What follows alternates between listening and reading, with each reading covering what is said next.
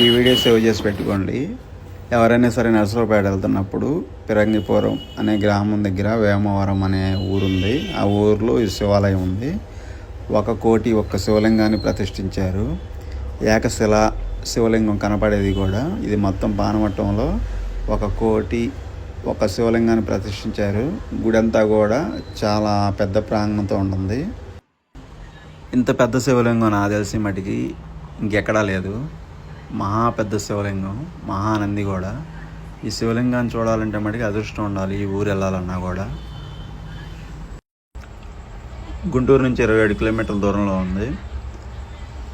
వెళ్ళాలనుకున్న వాళ్ళు తప్పకుండా లొకేషన్లో చూసుకొని వెళ్ళండి. రోడ్ కన్ఫ్యూజ్గా ఉండదు, ఫ్రీగా వెళ్ళిపోవచ్చు. మేమైతే లొకేషన్లో చూసాం, ఎవరిని అడిగినా చెప్తారు.